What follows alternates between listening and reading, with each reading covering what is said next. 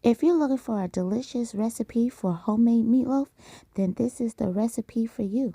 Stay tuned to see how I get this delicious meal put together. This homemade meatloaf is a definite crowd pleaser. Your family will enjoy. We're going to start out with 3.5 pounds of ground beef. This is 80%, 20%.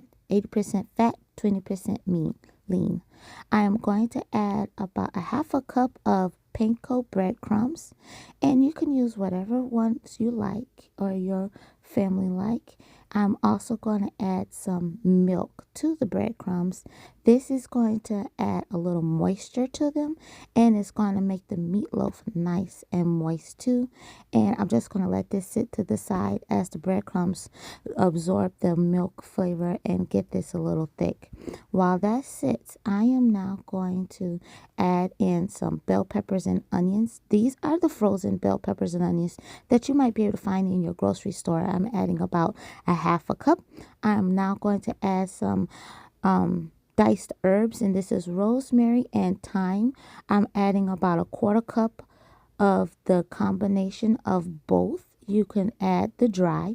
I'm adding some a half a teaspoon of dry parsley, and I'm also going to use my vegetable seasoning mix, and that is about 1 teaspoon. All these measurements are definitely up to what you feel you would like in your recipe with this meatloaf. Of course, I'm adding my seasoning salt, my smoked paprika, and of course my smoked barbecue seasoning here because I want this meatloaf to have a really nice flavor. I'm adding some garlic powder, and all of the dry ingredients are approximately 1 teaspoon. And like I said, this is based off of what we like, and you can use the measurements. You can do half, or you can add double this recipe according to your taste buds. I'm adding my pepper. I'm adding my, like I said, seasoning salt, and we're just gonna let this all combine together. Oh, I'm gonna add a little pinch of Creole seasoning too. This is going to give the meatloaf a really nice flavor. Now, I'm going to use my hands. You can use a spoon. Because I have nails, I doubled my gloves because I didn't want to take a chance on my nails poking through the gloves. So I'm just going to combine that all together.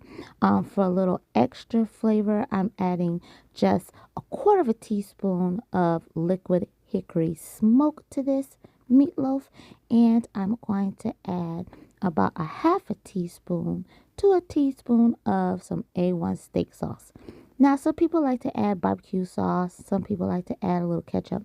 I like a little steak sauce to this. It just gives it a nice flavor. Now, I'm going to add my panko breadcrumbs and milk mixture to this meatloaf, and we're going to combine this a little bit. And just about halfway through the combining, I'm going to add 1 egg, and this is just going to help the meatloaf bind together. And we're going to pour that in, and we're going to mix this all up really, really well. Once you get all of your ingredients and everything combined with your meatloaf, then we're going to go ahead and get our pan that we're going to put our meatloaf in, and we're going to form it in its nice oval meatloaf shape.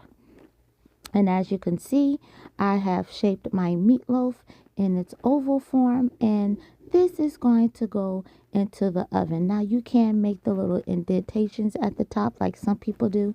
I left mine in a smooth state. And we're going to let this bake on 400 degrees Fahrenheit or 204.4 Celsius for about 40 minutes. And this is going to be baking uncovered. This is what the meatloaf looks like right now. So I'm going to top it with a sauce. And I'm using about 2 tablespoons of barbecue sauce. I'm going to add about 2 tablespoons of ketchup and about a good 1 teaspoon of that A1 steak sauce. And we're going to mix this all together. And using a pastry brush, this is going to be brushed on top of the meatloaf. Now, if you do not like A1 steak sauce, you can omit it and just do ketchup. Some people like to use tomato paste. It's whatever you like. We are going to do it this way. Once you mix your sauces together, we're going to go ahead and just brush it on the meatloaf and cover it up. Now, of course, the inside of the meatloaf is not completely done. I did check it with my thermometer and it only came out with the temperature of 142 degrees Fahrenheit. So I knew the inside wasn't done all the way. But once you get your meatloaf completely covered with the sauce, you want to bake it back in the oven for another 35 minutes with the internal temperature of 165 to 175 Fahrenheit or to the Celsius of 74 degrees or 79 degrees Celsius. This is what it looks like when it came out of the oven. I had some green beans and some potatoes served on the side of it. And this was such a delicious dish. Now, of course, you can do the traditional mashed potatoes, but I was a little lazy. I figured I'd go ahead and just bake these little tiny potatoes and have our meatloaf and green beans on the side. Now, if this is a recipe you definitely want to try, please leave a comment down below. Click like, share, and subscribe, and let me know what you think. This is a definite crowd pleaser. Thank you for watching, and God bless.